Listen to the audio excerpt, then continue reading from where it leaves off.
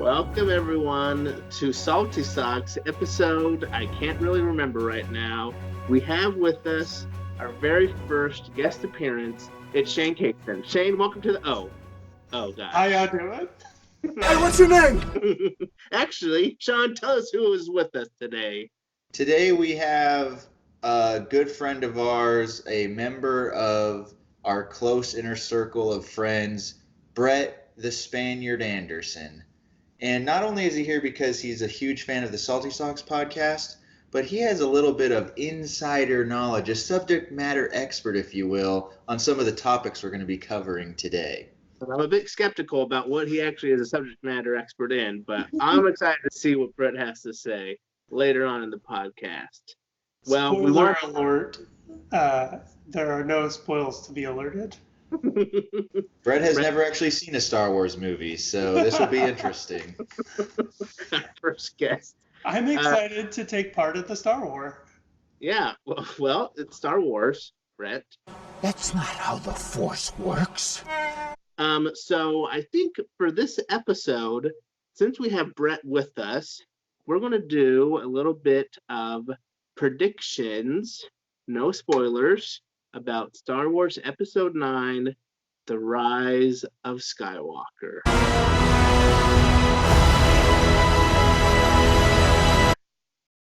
That's right. I'm sure that we'll have a few videos like this between now and December as more trailers come out and we learn more things about the movie. But let's do some of our initial predictions. We watched the trailer a couple weeks ago.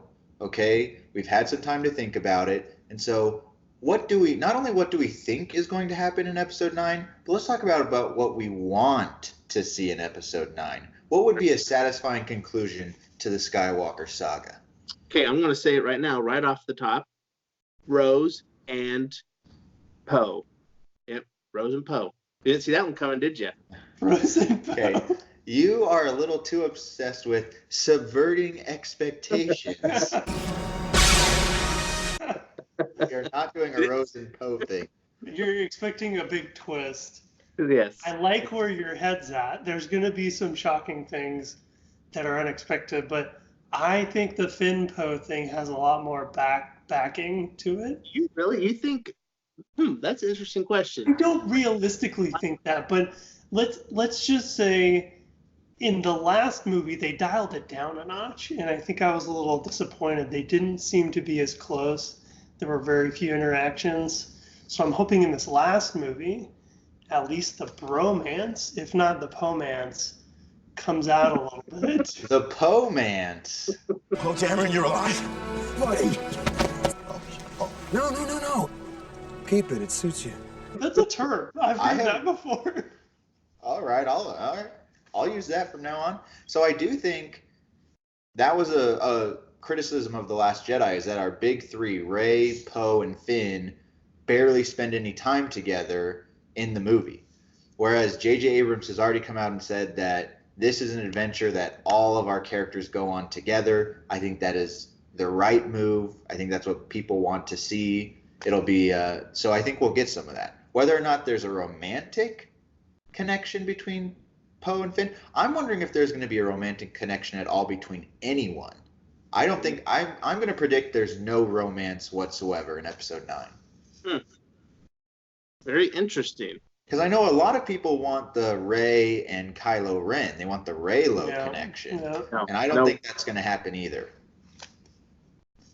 Okay, speaking of Kylo, does he get redeemed or is he a true villain?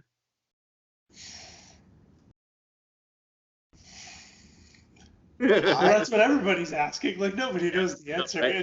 And they could flip, at the end of the day, they could just flip a coin and write the script. and people would be happy and sad either way.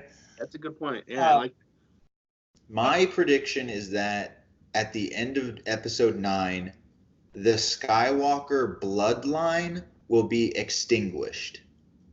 There will be no Skywalkers left, meaning we already know Leia is done or gone. Is she going to die in this movie? I mean, let's answer that question later, but according to you, she is. I don't think so. Okay, well, she doesn't have to die, but she's not going to have more children. Oh, So okay. the real question is Kylo Ren going to die? And I think he will at the end of this movie, but I think he will die after, similar to Vader, after having been redeemed. What do you think, Brett? I think it's a tough sell to redeem Kylo Ren. I don't know that we're gonna buy it. Even if he like changes completely in the movie, he's already been there. Like he's already been in the darkest, in my opinion, almost like irredeemable. Well, Brett, I know that you maybe haven't watched the last episode of the Salty Socks podcast, but Anakin Skywalker was murdering children, and that guy got redeemed, and we all bought it. All right, so Kylo has Those not were done. different times. That's like saying, you know, that we're holding everybody to 2019 woke cultural society standards, and we're not. We gave Vader a pass because it was a 30 years ago event and times were different, and I don't know. Kylo Ren has done some bad stuff, and ultimately it's hard to make, in my opinion, hard to make him look like a good guy. It's hard to come back from that far. All right, well, everyone's entitled to their own prediction. Joseph, did you give us your prediction on this? I think Kylo Ren will not be redeemed. I think Rey will ultimately be his undoing. The fact that she is all powerful in the Force, she will deal with him. He had a chance, I felt like, in episode 8 to turn good. And when it didn't happen, to me, that was the final straw.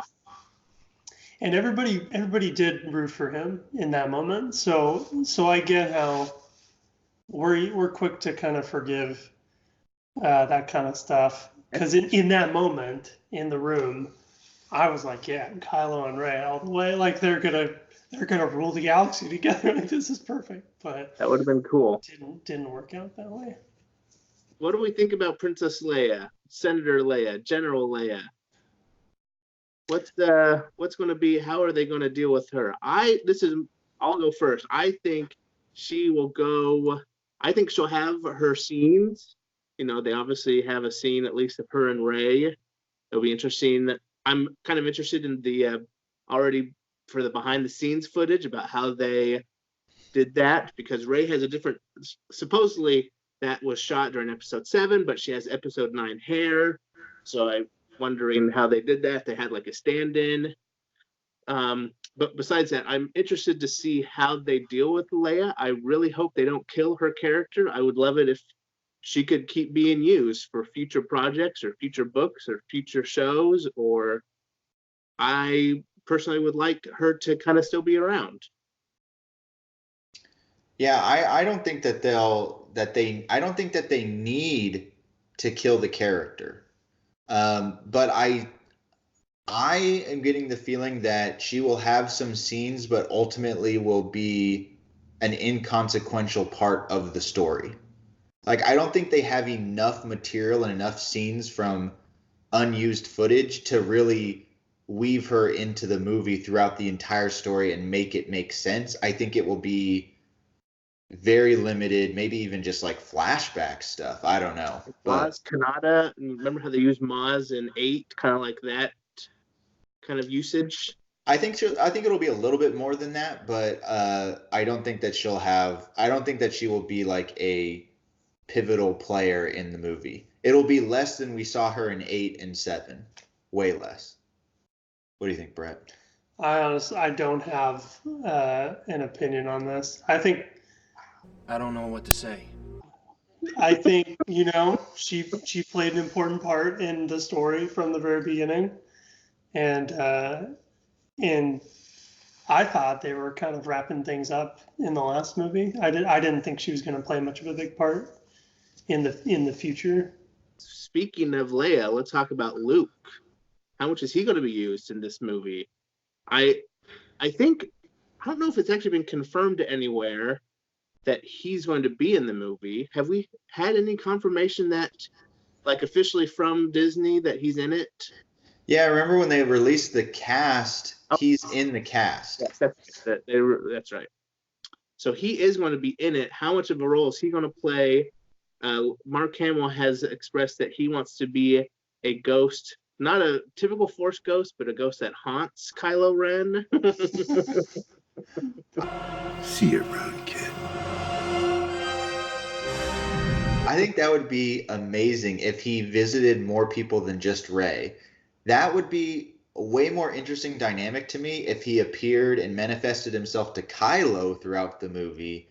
That would be crazy. And just like, that would be a way of subverting my expectations that I would like to see. Because really, okay, Rey is important. Obviously, she's the, going to carry on the light side, the Jedi, and all that kind of stuff. But Luke's real investment is in Kylo. He trained Kylo. He failed Kylo. He wasn't able to redeem Kylo. That's his nephew. It makes way more sense for him to appear or haunt Kylo or interact with Kylo as a Force ghost. Strike me down in anger and I'll always be with you. Just like your father. I'm going to call it right now. Kylo is redeemed by Luke Skywalker. Oh, interesting. Yeah. Heard it here first. That would be awesome, because I think one of the problems that some people had in The Last Jedi was feeling like Luke died or became one with the Force, and he never got to really atone for his mistake of the Jedi Temple that he started. And he wasn't able to right that wrong. And so that'd be cool if after he was a Force ghost, he's finally able to do that. That'd be cool. Yeah, like a Peeves or Nearly Headless Nick. He's just hanging around school. Exactly like that. Yes. Okay, I want to do some rapid fire. Are we going to see these people in The Rise of Skywalker? Are you ready? Are we going to see them physically? Either Force ghost, spiritual manifestation, or actual person. Are you ready? I'm ready. Steve Palpatine. Are we going to see him? The Emperor. Who do you think, yes or no, we're going to see him? We hear his laugh at the end of the trailer. Now I'm revealing my ignorance, but I have to go back and think what happened to Palpatine. Palpatine was thrown by Darth Vader down the Death Star shaft.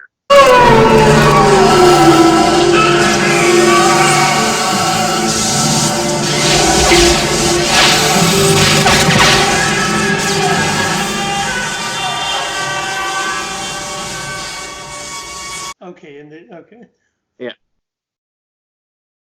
So, I mean, haven't we heard theories, right, that Snoke and Palpatine were connected, or that there's a lot of theories about Snoke and Palpatine and possibly being connected somehow. Nothing confirmed. And so maybe there's going to be another regeneration per se. So yes, we will see the third regeneration of Palpatine. You'll see him, Sean. What do you think? Will we see Palpatine? I think we absolutely will see Palpatine. Now, when we first watched the trailer, we were skeptical because we thought, oh, they show the Death Star debris. Maybe they just see a hologram or something. But then when they doubled down at Star Wars Celebration, and I didn't know this at the time when we watched the trailer, that when they showed it at Celebration, Ian McDiarmid, the actor that plays Palpatine, came out on stage, stood there like this big dramatic pause, and then said, roll it again. And they watched the trailer again, and he did it in his Emperor voice. And then he was on another panel for Phantom Menace. And Anthony Daniels, who plays C-3PO, made a joke about how Palpatine was very good at keeping secrets. And you are too, aren't you, Ian? Like, he's kept this secret that he's going to be in Episode 9. So I think all of that type of hype, it would be very strange. It'd be the ultimate gotcha, like, oh, he's not actually in the movie. We just had his laugh and brought the actor out at Celebration just to get you guys all hyped up, but he's not actually in the movie. That would be a huge letdown. Yeah. So you think because of that, we will see him? I think we will see him in the flesh. I used to think that it was just going to be like a hologram or something. I think we will see him in the flesh. I want to agree with you up until the fleshy part. I don't think we're not going to see any Shreve Palpatine in the flesh. I think he's going to be a spirit, a Force ghost, or something similar for the dark side. Okay, next person. Let's go with Han Solo. No. No, I don't think we'll see Han. People have been wanting to see him as like a Force ghost. He didn't have the Force. I really don't think that we're going to see Han Solo. Yeah, Harrison Ford's done a lot of great things for the franchise, but at the end of the day, I don't think they need him. And I don't think he wants to do it. Yeah. and as evidenced by some recent real life air mishaps, Han Solo's not as good a pilot as he used to be. Ooh. Well, it's usually Chewie that's the one flying. So, Fair. okay, let's go with. Do you think Han Solo's going to be in it? I think we may have a flashback. We may have something. Okay. Like a young Kylo Ren as a kid with, I don't know. Now I'm thinking, how are they going to do that with, Carrie Well, we Fisher? never see any like formative, like Kylo Ren just shows up and he's like already who he is. So the flashback might, especially if they're doing a redemption arc, they're gonna want to pull from his background too. Yeah, So that's fair. The only flashback we've seen is the Jedi Temple sequence where the 3 different flashbacks of a young kind of teenage Kylo. How about Hayden Christensen? Notice why I didn't say Anakin Skywalker. Hayden Christensen. Are we going to see him in the movie? No. So I've already said this when we watched the trailer. Yes, I do think we will see Hayden Christensen. I think that JJ has made these comments about how episode 9 is not just an end of this trilogy. It wraps up the entire saga. It ties the prequels to the original trilogy, to the sequel trilogy. And I hope they do that in a big way. I hope it's not just like, oh, they mention one thing, or, they mention something about pod racing. I want it to be like, Palpatine is in this. Anakin Force Ghost is in this. Ewan McGregor's Obi-Wan Force Ghost is in this. Like, I want an ensemble. I want, spoiler alert, Avengers Endgame. If you haven't seen Avengers Endgame, stop listening. I want a last hour of Avengers Endgame moment in Star Wars where we get this ensemble cast of characters that's like epic. Yes, this is all of what we loved from all 9 movies is culminating right now in a way that makes sense in the narrative. And I think the Force Ghosts make sense in the narrative. Yeah, but not everyone's a Force ghost, like you said.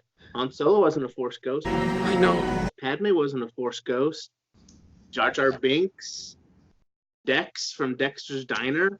Why do you love Dex so much? I don't understand the fascination with He Dex. doesn't get any love.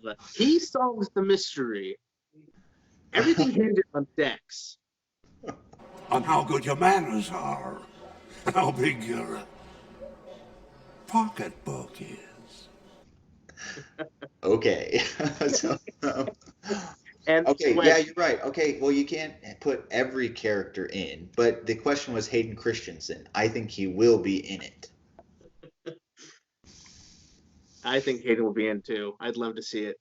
Okay, here's my final question before I'll turn it over to you guys.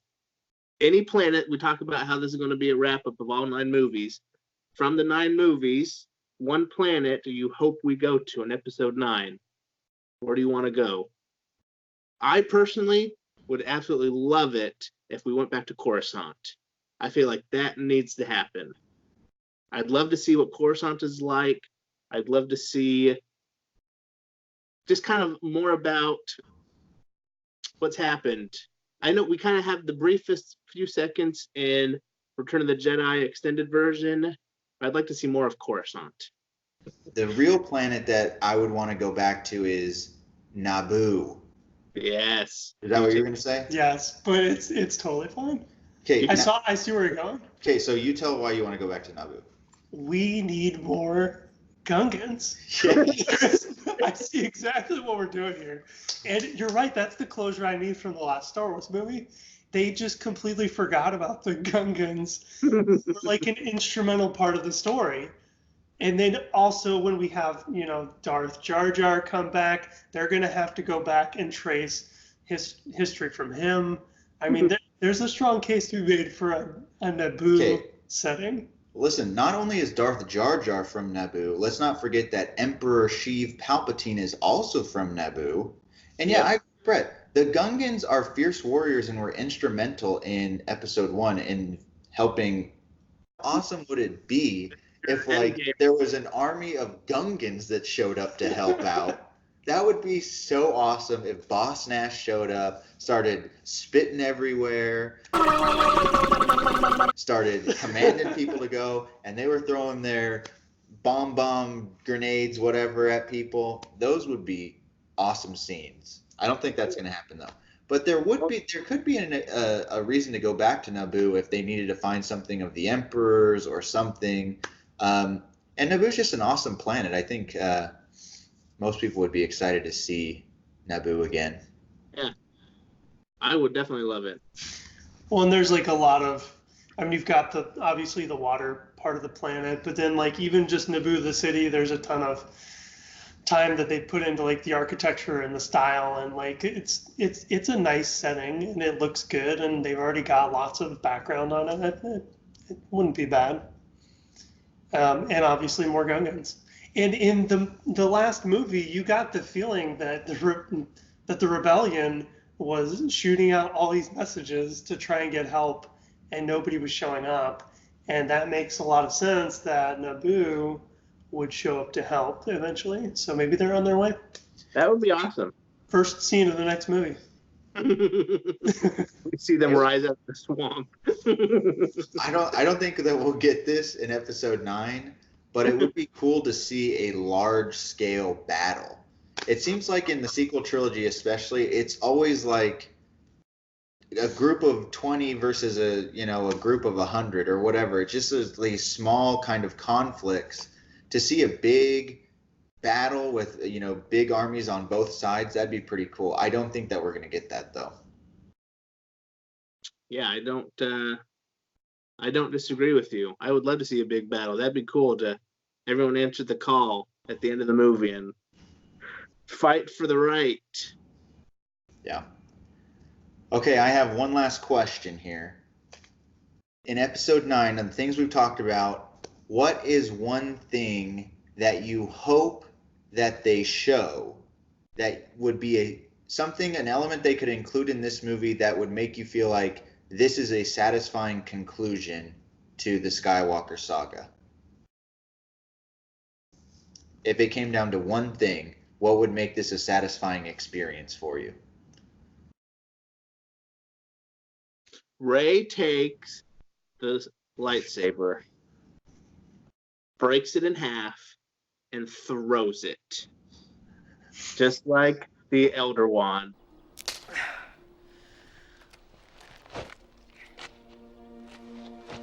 From Harry Potter. Her own lightsaber? Okay, it bothers me that Rey keeps using that lightsaber. Like, don't you know, Rey, that the mark of a true Jedi is the construction of a lightsaber? You need to get on that, Rey. She doesn't know. Nobody has taught her anything. She has the sacred text. The sacred Jedi text. I do wish that Rey had her own lightsaber. I think that'd be cool. And I'm surprised they haven't done that just for merchandising purposes. That's fair. Get another lightsaber that you can sell to people. You create a different color. Yeah, what happened to, I mean, we had Dooku with like the gun style, right? We had Kylo Ren with the cool, like Disney got, not Disney, but we got more and more variations, exotic lightsabers. Darth Maul's got the double. And so, yeah, I think it's time for Rey to have a distinctive thing that Disney can then merchandise very heavily. I don't know. That's a good question, Sean, about what would be the most satisfying. I don't know. You have to come back to me on this. I hope you have an answer in the queue because I don't know yet. I've got something I would like to see. So there are a lot of things I noticed about the flying elements, the aviation elements, that I absolutely hate. And just understanding Han Solo should have never survived past any of the movies. The terrible decisions that they made in the cockpit. I mean, you've got, the scene from when they're going into the asteroid belt, and C-3PO says, "Oh, I think our reactor's broken." Like, "Oh, okay, thanks for letting us know. We didn't do a good pre-flight. We had no idea that our airplane was broken, and we just jumped it in, pushed some switches." And then all of a sudden, some components start smoking, and you see Han Solo and Chewbacca jump to the back. And who's flying the freaking thing? R2, get us off this autopilot. It's gonna get us both killed. Nobody. You have your two pilots that just walk out of the cockpit. L3 is flying it. Yeah. How would that work? That works. So then they get in this little compartment, and you see this smoke billowing around. Nobody's wearing oxygen masks. Nobody's concerned about the toxic fumes or the fact that there are only two qualified pilots who probably aren't even qualified are about to pass out and die. There's sparks, there's all kinds of hazards, and they're just kind of like, "Oh, now let's go into an asteroid field. Like, everything's fine here." Then they find a hole and they just fly right into it. Let's go into the tunnel and just see what happens. So, no, we've seen a lot of improvements. So there was one scene particularly that I was really excited about, where you have like a old school bomber fleet, and people online have just disparaged this scene to an extent about space and physics and bombs. But if we just... You talking about the Resistance bombers in Episode 8? Yes, the Resistance bombers.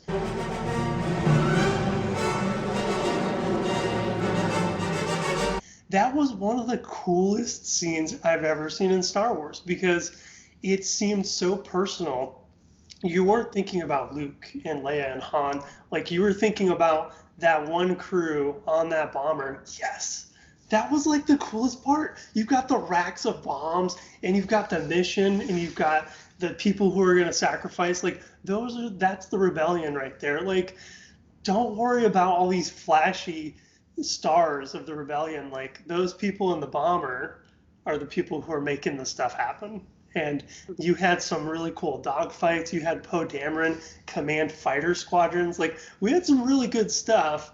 I just want to see him make a few smarter decisions on safety, on resource management, on communication and risk analysis. I think we're going in a good direction. So you want in our science fiction space opera to have more realistic space battles? Yes. First of all, let me just say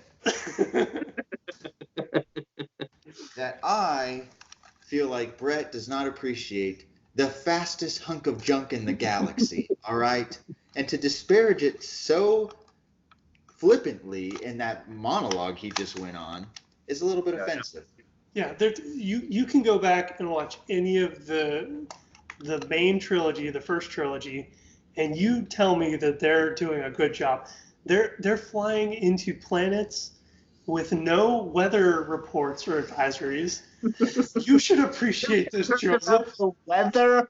They have no clue. They could be flying into lava spouts or electrical thunderstorms. They could be going into an environment with a pressure altitude that's unflyable. I mean, Space debris. yeah, space debris. Thank you very much. We're making our landing approach at light speed. All right, Chewie, get ready. And I think there's a lot of risks they're taking.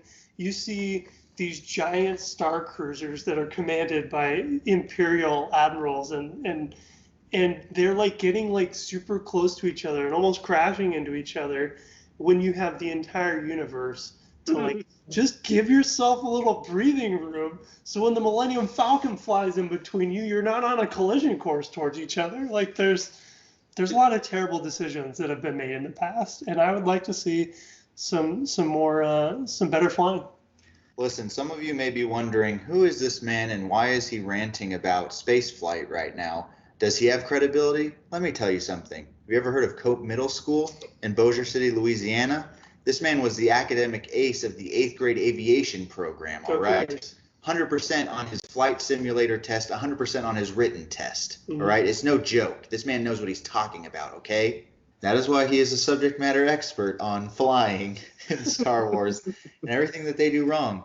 So my answer to this question of what I would want to see in Star Wars Episode 9 to make it a satisfying ending is more than anything. And you may not be surprised by this, Joseph.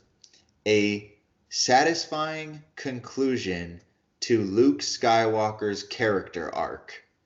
I do not feel like I have gotten a satisfying conclusion to his character arc, and I would love to see that. I hope that Episode 9, I hope that he has more of a role in Episode 9 than an Obi-Wan Kenobi Force Ghost in Empire Strikes Back or Return of the Jedi.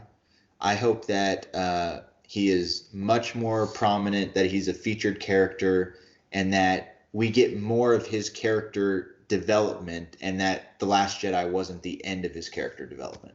An interesting point. I want to have to go with if I could have one thing to finish off the story, it would be at the very end, Rey gives birth to twins. She names them Luke 2 and Leia 2, thereby starting us back on the journey once again.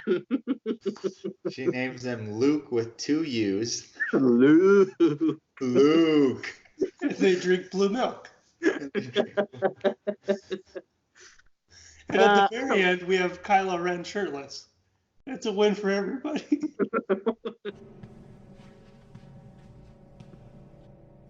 Do you have something, a cowl or something you could put on? I think, I think I'd like to see a satisfying conclusion to Princess Leia.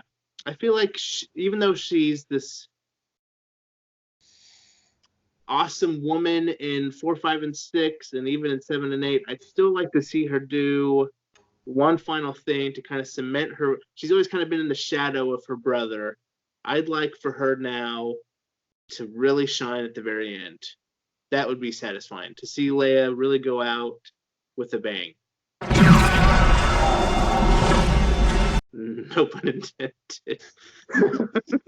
Well, not only that, I mean, it was obviously a tragedy when Carrie Fisher passed away, but I think in terms of the Star Wars movie, what was significant about that was I really thought that we would get a Leia Kylo moment in Episode 9.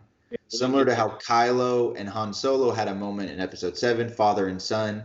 I've been drawn this entire sequel trilogy to the mother and son relationship.